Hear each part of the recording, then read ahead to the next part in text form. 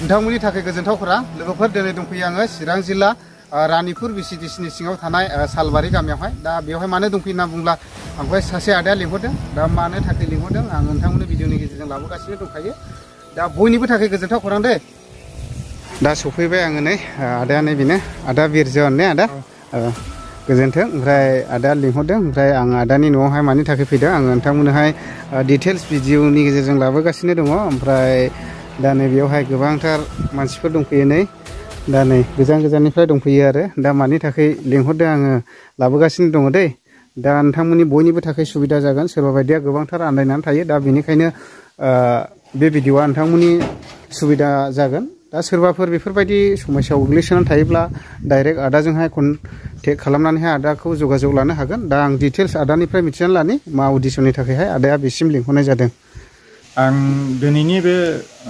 मबाइलाव हगारनायनि उद्देश्यानो जाहैबाय माने सोरबाफोर मा होनो केन्सार बेमारजों जुदि सैनांदोंब्ला बिसनाफ्राव उन्दुसोनानै दङब्ला बिथांमोना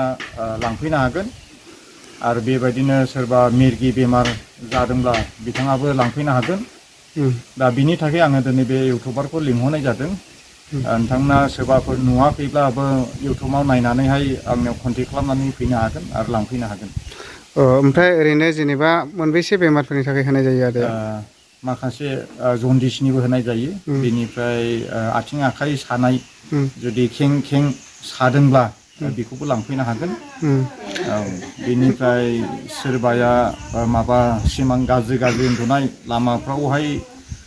बेबायदि माबा बार गाज्रि नाङै होनना बुङो माखासे मानसिफ्रा नैबेखौबो लांफैनो हागोन आरोखि ओमफ्राय दा जेनेबा मुलिया माबायदि होनांगोन जेनेबा मुलिया बियो एसे दै लगायनानैहाय फुननांगौ खुरैयावहाय माबा लादो ओमफ्राय दै एसे लगायनांगौ बिफां लाइफांनि ना बिलाइ बिफांनि जाहैबाय हाग्रानि रोदा रुदु जाहैबाय दा निस्सय खोनाबाय नैबे आदाया मानि थाखाय होयो दा निस्सय नोंथांमोना सोरबाफोर बेफोरबायदियाव आन्दायनानै थायोब्ला आदाजों डाइरेक्ट कन्टेक्ट खालामनो हागोन ओमफ्राय आदा नोङो खुगाजों खेबसे नोंनि कन्टेक्ट नाम्बारखौ होनलाय दे 7086829458 आङो स्क्रिनावबो होगासिनो दङ ओमफ्राय जेनेबा नोंनि लकेसनखौ नों खेबसे स्रायै खिन्थाहरबावदो जेनेबा लकेसना जाहैबाय पस्ट अफिस सान्तिपुर ओमफ्राय बिसिडिसिया जाबाय थिनालि बेनिफ्राय माबाया डिस्ट्रिक्टआ जाबाय चिरां दा जेनेबा गिदिर गारायफ्राबो मोजां जायो ना मोजां जायो दा जेनेबा गारायनि थाखाय गोबां मानसिफ्रानो फैयो ओरैबो दङ नै ओरै आदामोन दंफैयो ओरै फंबायमोन दंफैयो नै ओमफ्राय आं आदैनिफ्राय एसे मिथिनो आदै नों बबेनिफ्राय आं बामोनगावनिफ्राय फैदों आदसा माने बेमारि लाबोदों ने बेमारि लाबोदों सिगां डक्टरनावबो लांदोंमोन खिन्थु हामनाय मोनाखै दा बेनिखायनो अजा होसोनानै जों बेवहाय मुलि लानो फैदों दा ओरैहाय नै फंबायमोन दंफैयो गारायफोरखौहाय आं देखायलाय एसे उसुबिदा जायो मबाइलावहाय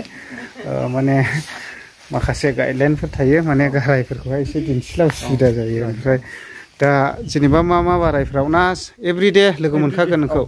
कन्टेक्ट खालामब्लानो मोनगोन आरोखि कन्टेक्ट खालामब्ला नुगोन ने ओमफ्राय दा जेनेबाथ' एड्रेसखौबोथ' खोन्थाखाबाय जास्ट माने कन्टेक्ट नाम्बारखौ होनोसै आङो देलु देला दाम दरफ्राखौहाय नोंसोर कन्टेक्टनि गेजेरजोंनो जालायगोन जाहैबाय दा जेनेबा माबायदि मानसिफ्रा नोंनिफ्राय मुलिखौ लांनानै दासिमाव सोखाजागासिनो दङ जेनेबा दाथ' गोबां मानसियानो गानानै दं माने बिदिनो अपारेसन जानाय सोरबा हासिनानै जुदि गायाखैब्ला डक्टरजों मोजां जायाखैब्ला बेबो दिनैहाय लांफैनानै बेबो मोजां जाहैगासिनो दं ओरैहाय क'क्राझारनि लांफैबाय बा ओरैहाय मेलाबुथान बा ओरै दरं उदालगुरि ओरै बाक्सा बा ओरैहाय गोजाननि लांफैबाय आरोखि गोबाङानो बिराद मानसिफोर फैलायो ना फैलायो अब्ला निस्सय खोनाबाय आदानिफ्रायनो आदाया आंखौ लिंहरदों ओमफ्राय गोबाङानो आन्दायनानै थायो गामि दख्लाफ्राव बेफोरबायदिनो दा डाइरेक्ट कन्टेक्ट खालामदो ओमफ्राय आदाजों